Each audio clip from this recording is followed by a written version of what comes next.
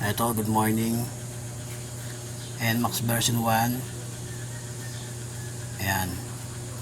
Matagal nang nating ginagawa to. Taga Quezon. Naka 5 siya na GBT. YSS Gold Series.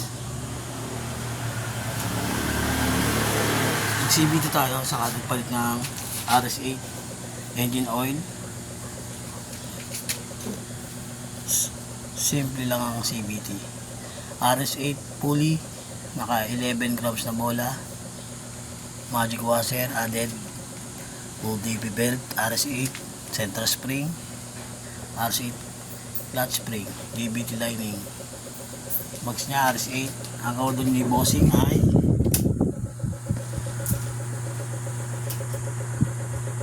ang order niya ay 55 822. Ayan. Pakinis. Walang bar walang grab bar. Inalis niya kasi hindi siya nang bababae. Joke lang. Walang aangkas. Yayapos lang ang asawa. Shoutout sa may-ari. Ayan. Marami ng times na nagpagawa, taon na si bossing. Legit yan dito sa atin. Lang, simple lang setup niya.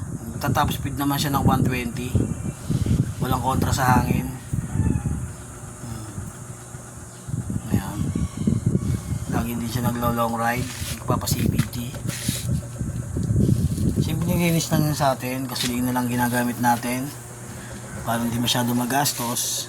Basta papatuyuin lang yung gasolina. Pagkatapos ilinis ng gasolina, pupunasan, papatuyuin. Mga 10 minutes pwede na yon.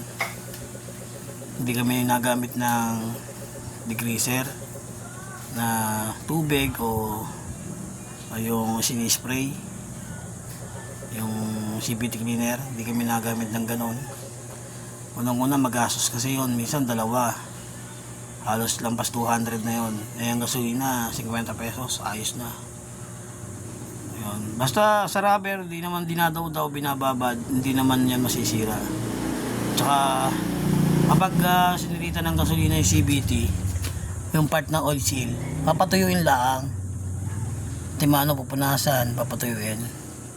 Babalik-balik na to, walang tumatagas sa oil seal. Sa torque drive natagas, pero hindi kami naghuhugas ng gasolina sa torque drive, yung oil seal niya, saka o-ring. Subok na para sa akin, kasi ito nagbabalikan na, ganun lang talaga. Madumi lang talaga siya kasi daily use ginagamit sa company.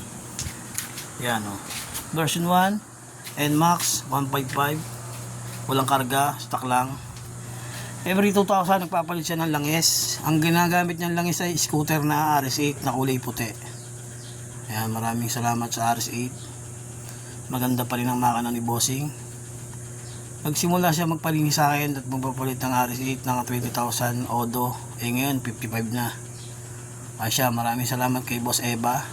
Shoutout sa mga taga Samsung, kay Boss Julius, kay Boss Erwin, yun, Junel, yun, sa iba pa, kay Boss, isa pang taga Samsung, nakalimutan ko na, kay paring Mario Priscilla, yun, Samsung Aerox siyang gamit niya. Ayan, i-upload natin sa YouTube para mapanood ng iba. Ayan, meron tayong YouTube. Pag tayo sumweldo, libre langis. Ayun, lahat makikinabang. Sana mag-subscribe kayo sa YouTube natin para pag unang sahod, antimano, bibili tayo 2 box agad. Tigil-tigisan langis yung mga masugid nating customer. Ayan o, pogi-pogi pa rin yung motor ni bossing. Takbo lang naman niya, puro Quezon, Impanta, ano ba yan? Sa Quezon, Lukban, yung isa pa malayo, Bicol, bago mag Bicol, San Alawag, isa pa sa sa hindi pa yung dulo yung dulo, ayun, Tagawayan, meron pang iba. Ayan, shoutout kay Papa Jason Daigo, taga Quezon yan, naka version 1 din yan. O tibay talaga version 1. Ito, nagbabawas na to, totoo. Nagbabawas, hindi ko nga pala nasabi. Nag-tinsel kami, nakuha namin 500 ml na lang natira.